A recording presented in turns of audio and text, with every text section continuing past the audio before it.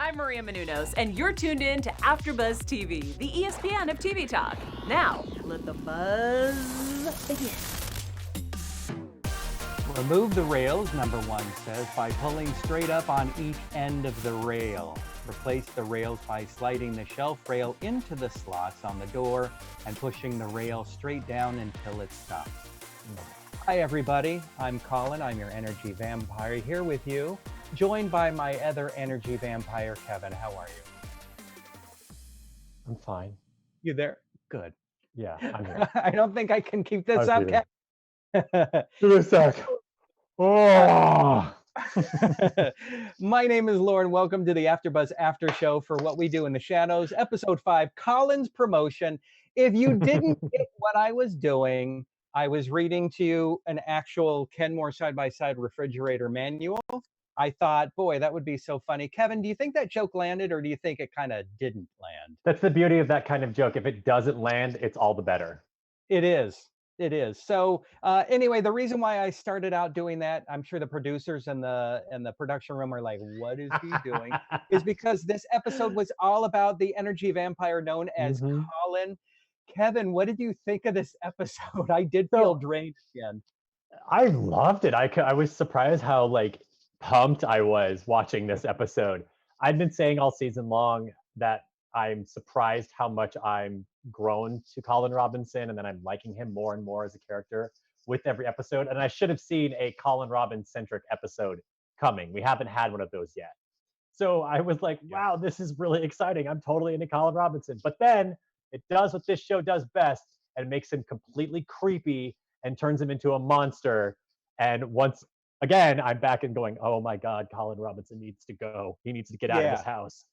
And oh my God, his new added power we've never seen before are really cool. Yeah, the energy vampires, I guess, are a force to be reckoned with. They are quite potent. Right. Now, what's interesting is we don't know if he is the undead, what kind of traits he shares with the traditional vampires or not. It's hard for me to not watch Colin and not think of The Office or Office Space, those kind of shows. And I've been watching some of the original first episodes of The Office, and I'm like, oh my God, he could fit in there so well. Yeah, well, Michael Scott, in his own way, is a bit of an energy vampire. Yeah. So, yeah, that makes perfect sense. In fact, he fits it so well at both of his offices in this episode that it only makes sense that he'd work at a paper company in Scranton, Pennsylvania. That seems like a good fit for him.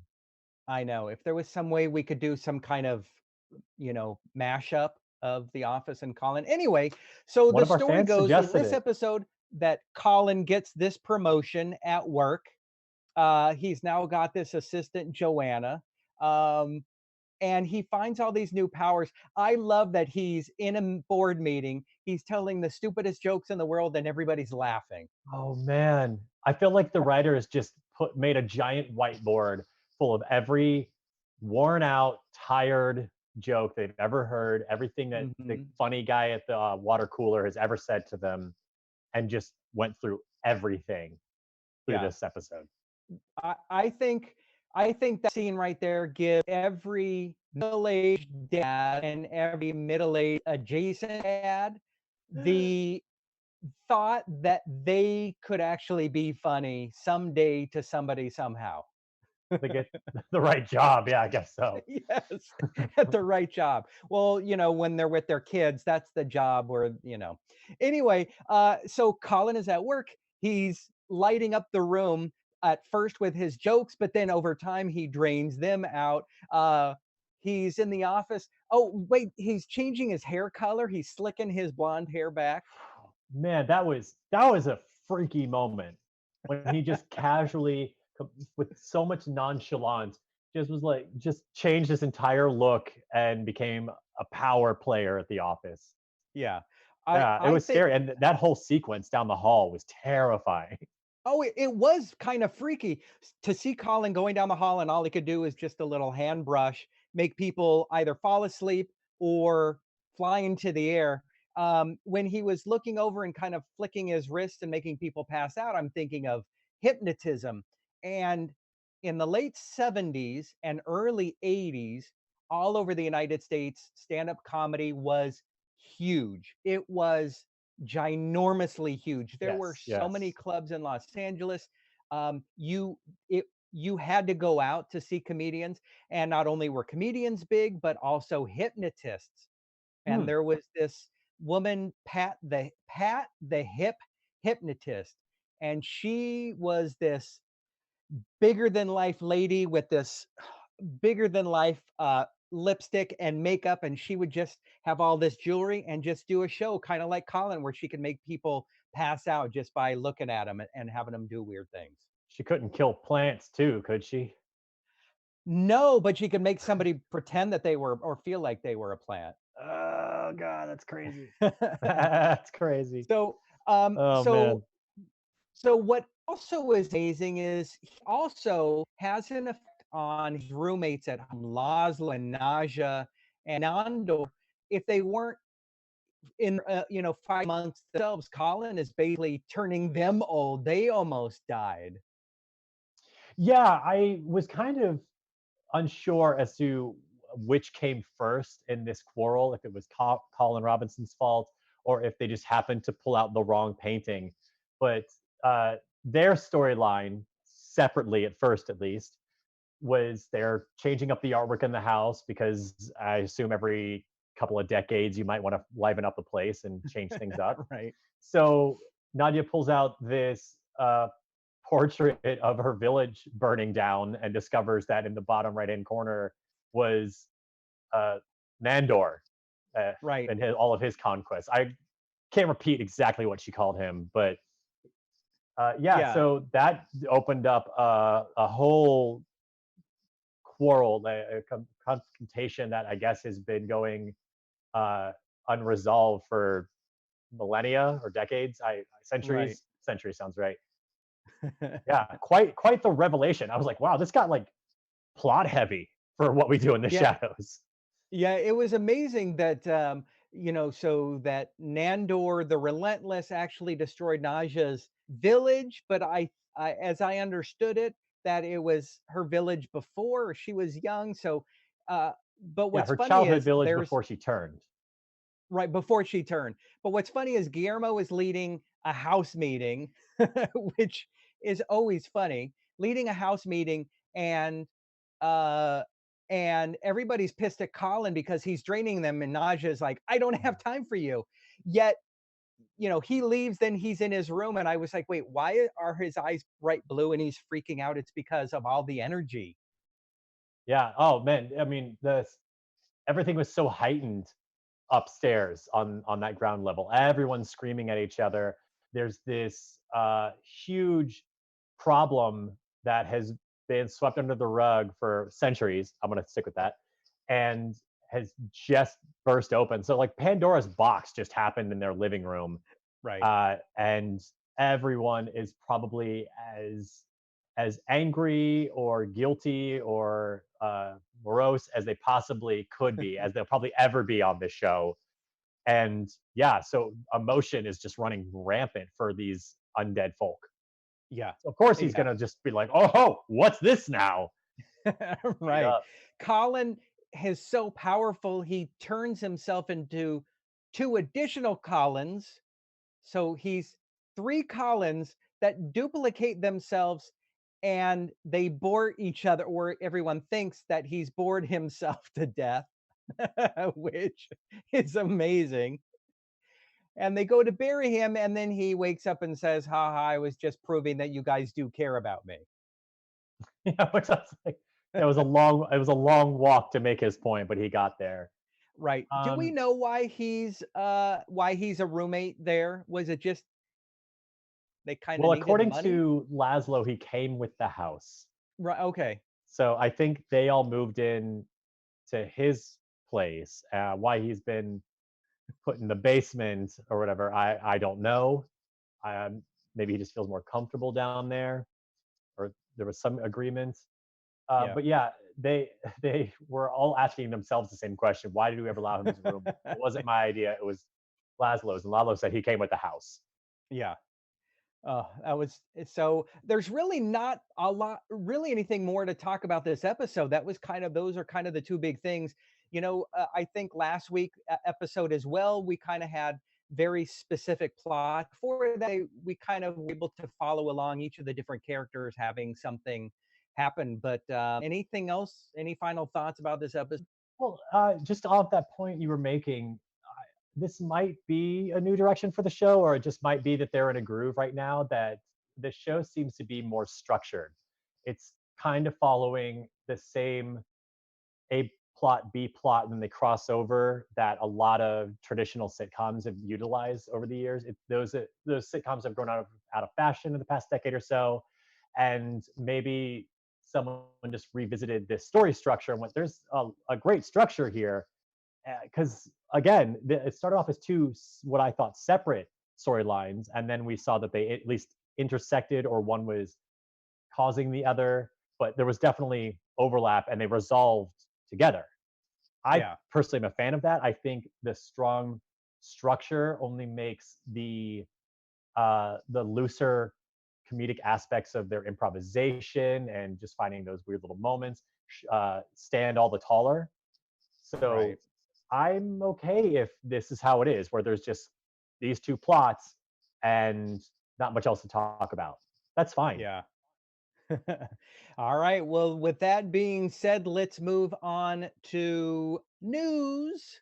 All right. So with hold on, I am looking for sorry. With news, would you, Kevin? I think you have some news that you'd like to share about next week's episode, just in case somebody's energy has been drained and they have no idea who's the special guest on next week's What We Do in the Shadows.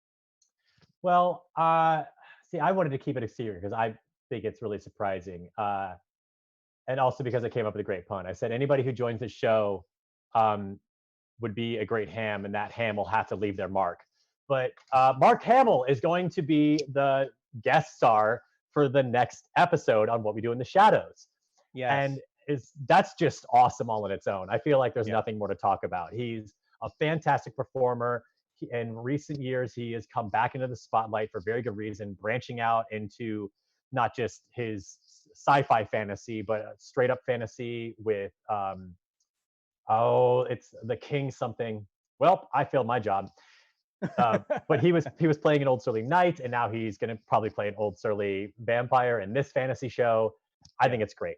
And also a little serendipitous that the face of the Star Wars legacy is going to be appearing next episode, because and very recently, in just the same breath, Taika Waititi, the creator of this show, has been approved. Like, it's been in discussion for a long time, and everyone knew this was happening, but it was official about 3 days ago that he would be directing a new Star Wars film. Yeah. So Taika Waititi and Mark Hamill are crossing paths, and it's just great. Right. Now, just like the Marvel Cinematic Universe, now that the big MCU is over, a lot of people don't know what comes next. So, if it's not that universe, what are Marvel? So same thing with Star Wars. Now that our 9 chapters are done for the, this kind of the Skywalker line, what else can they do? But we saw with The Mandalorian how great it is that you can have a new show or a series. You can tell stories in the universe that doesn't have to have Skywalker. And it's kind of nice after 9 movies to not have to have Skywalker in there. Yeah, and Taika directed the final episode of The Mandalorian, which was a huge success. Like, it was overwhelmingly positive reviews. So he's proved he can already play in that sandbox. And between the grounded Western feel of The Mandalorian and the complete far-fetched sci-fi fantasy of, let's say, the Clone Wars TV series, which has also been killing it recently, there's anything you want to do in Star Wars. And Taika Waititi, a very creative director who's proved himself not only in small films, but these big MCU blockbusters, and with a wide range of topics. The possibilities are endless. Yeah. There's no predicting what he's going to do. And with Disney, of course, everything is going to be kept under wraps as best they can. Yeah. So I feel like we're So, not going to really have a handle on what Taika is doing in Star Wars until we're in the theater. Right. All right. So bringing it back to this show. So Mark Hamill's going to be on next week. I thought I Yep. remember hearing that he had mentioned maybe in a tweet or something publicly that he loved watching the show. And from that, he, somebody reached out and said, "Hey, would Mark Hamill like to be on the show?" And he said, "Why not?" So I always love those stories when people say something they love. And then, I love how serendipitous that happened, that And happens. I can't even speak now. him So. being on Twitter, and affecting this show, I look forward to his appearance, not just because it's Mark Hamill on What We Do with the Shadows, and that's going to be amazing, but Yeah. he's expressed on Twitter that Guillermo is his favorite character, and I would love to see Guillermo's story arc take a big step forward. So if Mark Hamill's the one who has a hand in that, great. I Wow. am all for it. That's awesome. So, all right. Well, Mhm. thank you for sharing that news. Let's move on to special segment. So last week, I had called it "What We Do in TV and Movies." We'll look back at theme movies, TV shows last week with the TV series Dark Shadows. This week, I want to talk about a movie from 1979 called "Love at First Bite," starring the ever orange George Hamilton. Do you know this movie? No, I've heard of the title. I have not seen it. Yeah, so I was a wee lass or a wee bairn, as they say in Outlander. So it came out in 1979, starring George Hamilton. Wow. Some of you may know him as the older gentleman in one of the KFC commercials who looks very, very tan. That's what he's known The for, extra being crispy tan kernel. his entire life. A very handsome guy when he was younger. Now he's doing KFC, but he played the infamous Count Dracula in this movie, who's expelled from his castle in Romania.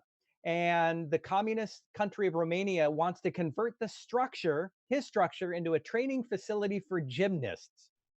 This is around the time of the Olympics when Nadia Comaneci was a famous uh, Romanian gymnast. And so it's funny that they tie this in. So Count Dracula travels to New York with his manservant Renfeld and Mhm. establishes himself in a hotel. But there's a mix up at the airport, which causes his coffin to be sent to a funeral at a black church in Harlem. Interesting. That is quite the premise. So, because this is the late 70s New York, of course, Dracula's learning and excited about blood banks, sex clubs, and discotheques of the Mm. late 1970s New York. Yeah, quite the Um, nightlife. but also the general ego crushing of the Big Apple in the late 1970s. And then, of course, he has that beautiful woman he falls in love with, fashion model Cindy Sondheim. Uh, I haven't seen the movie since I was a kid, but I remember it was something my dad would play when it came on cable TV all the time. The tagline, "Your favorite pain in the neck is about to your funny bone." Man, I miss the days of those extra long taglines. I know.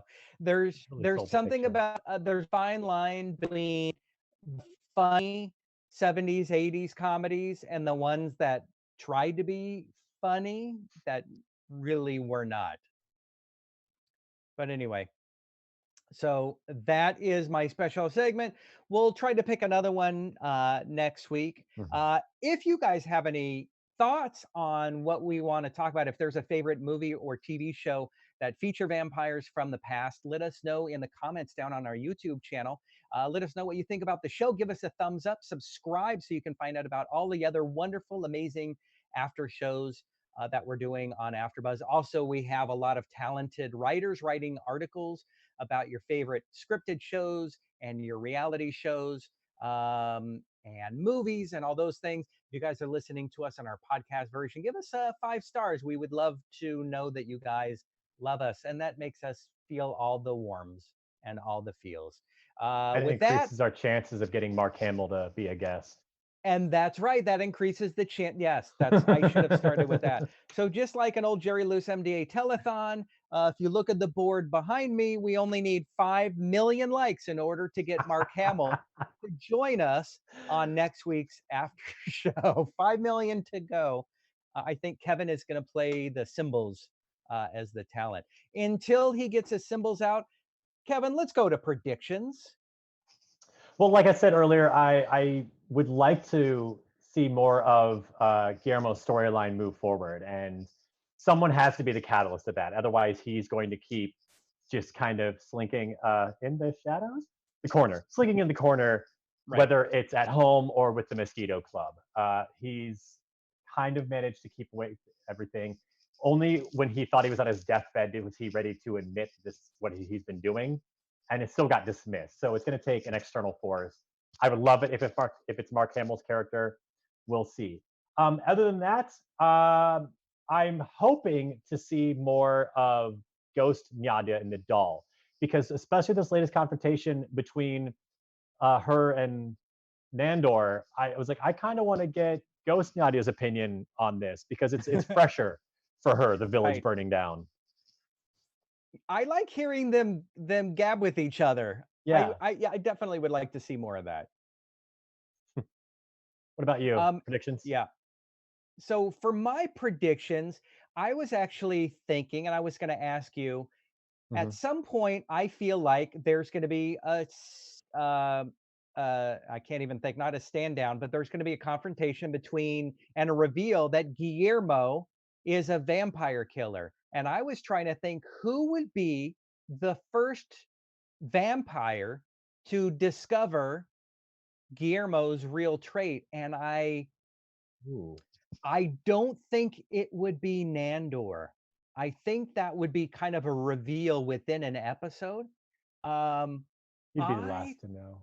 I think it's Laszlo. I think might be Laszlo, who's a little more kind of a casual about it. I don't know. What do you think?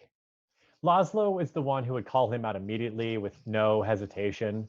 So as soon as Laszlo catches anything shady about Guillermo, he will call him out on it. He will mention it. He will make a big deal.